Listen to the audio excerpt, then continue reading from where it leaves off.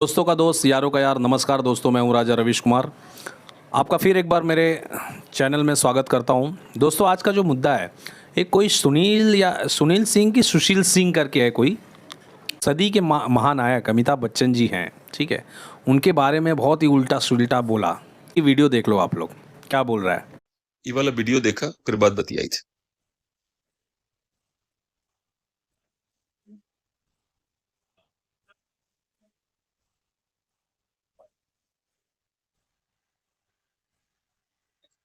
ये आदमी जनता के भावना से पिछले 50-60 साल से खेला था। ये लगातार इस्लाम के प्रमोट करे बा। ये कुली पिक्चर में नहीं बना रहा, ये कुली निजी जीवन में भी बा। सर्वोत्तम परिवार जो है इस देश का, जो देखा था ना, एक परिवार वजमन पप्पू घूमत रहा थे, उनका ही निजी कुली हुए। समझ जाते हैं, पिछले 50-52 साल सबके चूतिया बनवा था।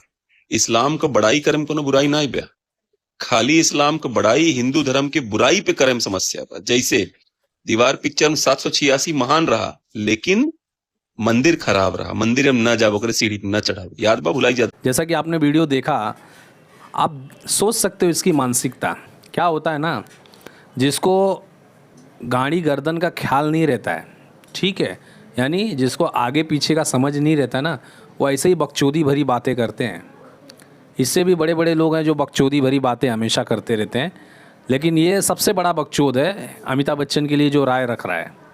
बात ऐसी है कि जो 1970 का ज़माना था दोस्तों, उस समय बॉलीवुड में अगर टिकना है आपको, तो उस समय पे कम्युनिस्ट जो विचारधारा थी और ये डी गैंग वाले, हाँ, 90 के बाद से डी गैंग सक्रिय हो गया था, 80 85 के आसपास में। तो आपको अगर बॉलीवुड में रहना है तो आपको सेम वही काम करना पड़ेगा जो फंडिंग कर रहे हैं, जो पैसा लगा रहा है, जहाँ से पैसा आ रहा है। सऊदी से पैसा आता था हमारे भारत में बॉलीवुड में लगने के लिए, दुबई से पैसा आता था हमारे भारत में बॉलीवुड में लगने के लिए, लेकिन इन लड़बक लोगों को क्या ख्याल में, हाँ, आज मेरा वर्ड थोड़ा सा अलग जा रहा है इसलिए कि ये बदमाश जो सुशील सिंह है, इतनी बुरी तरीके से अमिताभ बच्चन को ट्रोल किया है। इसे ये नहीं पता है कि अगर अमिताभ बच्चन का एक देह का बाल है ना, देह का बाल, उसका ये झिंगुर भी नहीं है।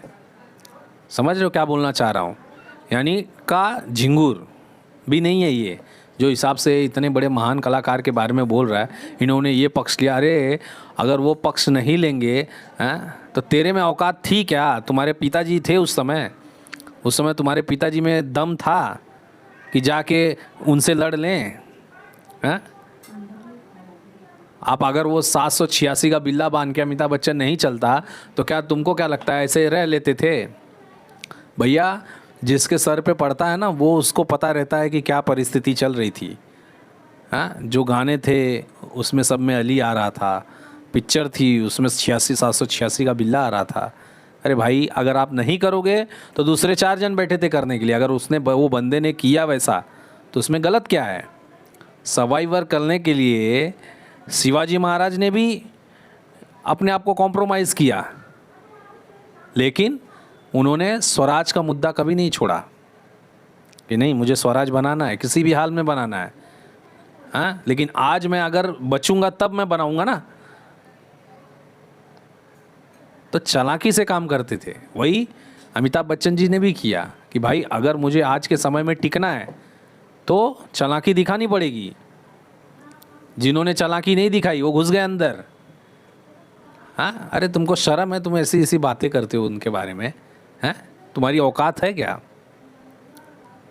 इनके बारे में ऐसा बोलने की कि एक बंदा था ऐसा करता था, धर्म के लिए ऐसा किया, हमारे हिंदू धर्म को अपमान किया, ये किया वो किया। बे गधे, जो डायरेक्टर लिख के देगा वही उनको करना है, हैं? जो डायरेक्टर लिख के देगा, जो प्रोड्यूसर बोलेगा वही उनको करना है। तू भी करेगा, तुझे पिक्चर मिलती थी तो तेरे को तो कोई पूछेगा है नहीं, तेरे को कोई पूछेगा तो है नहीं। और जब तेरे को कोई पूछेगा नहीं तो तू तो बकचोदी करेगा। कि वो घोड़े पे बैठे थे, लेकिन उन्होंने घोड़ा बहुत ही गलत तरीके से चला रहे थे, बहुत अलग डायरेक्शन में चला रहे थे। अबे गधे, तेरे को तो मिला ही नहीं घोड़ा चलाने के लिए, पहले वो सोच। दूसरे को तो मिला, और उन्होंने मेहनत किया, आज टिके, आज उन्हें सदी का महानायक कहते हैं। लेकिन तू क्या कर रहा है? तो उस समय वैसी परिस्थितियाँ थीं। वहाँ पे 1970 में पैसा बाहर से आता था, अंदर से भी आता था। वहाँ पे कम्युनिस्टों का कब्जा था। वहाँ पे बड़े बड़े जिहादी टाइप्स के लोग जो थे वो बैठे थे। उनके हाजी मस्तान टाइप्स के लोग बंदे बैठे थे। उनके हिसाब से ही पिक्चरें बनती थी। तुम अगर उनके हिसाब से पिक्चर नहीं बनाओगे, दूसरे दिन आपके गांड पे लात मार के भगा दिए जाओगे। ठीक है, अंडरवर्ल्ड का पूरा ये था। क्या बोलते हैं, संजय दत्त क्यों जेल गया? संजय दत्त क्यों जेल गया? AK-47 रखा था, कौन दिया था उसको? छोटा शकील नहीं दिया था ना? हैं? तो ऐसी ऐसी चीज़ें होती थी उस समय। तुमको क्या घंटा मालूम? साले बैठ जाते हो 4x4 के कमरा में, बकचोदी चालू कर देते हो, लाइट जला के, कैमरा एक्शन ऑन चालू, किसी के बारे में कुछ भी बोलने लगते हो। हैं? उसी ज़माने में फट जाती थी, हाथ में आ जाती थी सीधा, शाम तक सरेंडर नहीं करते थे। तो वो तो बिग बी जैसा बंदा था, किसी अंडरवर्ल्ड के चक्कर में ना पड़ते हुए अपने काम को निखारते हुए निकल गया बेचारा, बिना किसी का लेकिन लगे हुए। अब क्यों नहीं कर रहे हैं? अगर वो बंदा वैसा रहता था तो आज क्यों नहीं कर रहा है बंदा वो गलत? आज भी तो उसको जाना, आज भी तो उसको वही काम करना चाहिए। लेकिन अभी उसको पता है कि ये सब उस समय की परिस्थितियां थी तो हमने की, आज नहीं, वह परिस्थिति नहीं कर रहा है बंदा। हैं? आज सलमान खान भी नाच रहे हैं ना, जय जय बजरंग बली, तोड़ दे दुश्मन की नली। क्यों नाच रहे हैं? आज क्यों नाच रहे हैं वो? क्योंकि परिस्थिति बदली है, परिस्थिति बदली है और उस हिसाब से काम हुआ है। तो जैसी परिस्थिति रहेगी ना, वैसा नहीं करोगे ना तो गायब कर दिए जाओगे। और तुम्हारे जैसे मच्छर कितने घूमते थे, कितने उड़ गए वो टाइम पे, जब अमिताभ बच्चन जी जेब में हाथ डाल के चश्मा पहन के चलते थे ना, तो तुम्हारे जैसे कितने मच्छर उड़ते थे आजू बाजू में। ठीक है, तो जब भी कोई महान आदमी पे बोलने के पहले, मुंह का गटर खोलने के पहले 10 बार सोचो कि आप बोल क्या रहे हो। मेरे किसी वीडियो में इतनी भद्दी बातें नहीं है, बट ये वीडियो में क्यों? क्योंकि तुमने दिल दुखाया है किसी का, उस भगवान को तुमने गाली दी है जो करोड़ों लोगों का पूजनीय है, जिसे अमिताभ बच्चन कहते हैं। तुम उनके बाल के झिंगुर भी नहीं हो, और वो भी मैं बोल नहीं सकता कैमरे के सामने, समझते हो ना, के झिंगुर वो भी नहीं हो तुम, समझे? तो जब भी कोई रिव्यू दो तो पूरा सोच समझ के दो, परिस्थिति को सोच समझ के दो, सब कुछ समझ के दो। ठीक है, तुम्हारे जैसे ही कुछ शरीफ मिल जाएंगे तो बोलेंगे ये नहीं किए, ये नहीं किए। अरे साला कनपट्टी पे बंदूक रखी है और तू बोल रहा है साला कव्वाली गाने को, हैं? तो उस टाइम पे बेटा हाजी मस्तान का टाइम था, करीम लाला का टाइम था मुंबई में, फिर दाऊद का टाइम था। सबको जाके सलूट मारते थे सभी। लेकिन अमिताभ बच्चन ने कभी नहीं मारा, न किसके साथ फ़ोटो है। अमिताभ बच्चन ने अपने काम को निखारा। डायरेक्टर्स जाते थे उनके पास, किसके पास? लाला करीम दाऊद के पास। और वो लोग जाते थे, वो स्क्रिप्ट क्या होता था, कैसा करना है, किसकी चढ़ानी है, किसके धर्म के बारे में ज़्यादा दिखाना है, वो सब डिसाइड करके पैसा पास होता था तो जाके पिक्चरें बनती थी।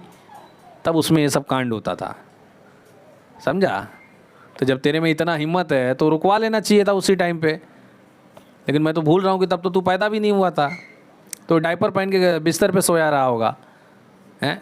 तो किसी को गाली ऐसा नहीं दी जाती है। किसी की मेहनत की कमाई हुई जो इज्जत है उसे टुच्चे जैसे वीडियोस में उड़ाई नहीं जाती है, समझा? तो औकात में रहने का, अब बड़े लोगों पे बात करने से पहले, महान हस्तियों पे बात करने से पहले 10 बार सोचने का। यारों का यार, नमस्कार दोस्तों, राजा रविश कुमार। आज के लिए बस इतना ही। और इनके सुशील भाई के वीडियो से, सिंह भाई के वीडियो से मैं हर समय खुश रहता हूं, लेकिन यहाँ पे इन्होंने बहुत बड़ी नादानी कर दी और बहुत बड़ा गलत काम किया, जिसका मैं हमेशा से विरोध करूंगा। अगर इन्होंने फिर अमिताभ बच्चन को कुछ बोला तो अगली बार मैं इनके साथ में डेटा के साथ में आऊँगा, इनकी बैंड बजाऊँगा। आज के लिए बस इतना ही। जय हिंद, जय भारत।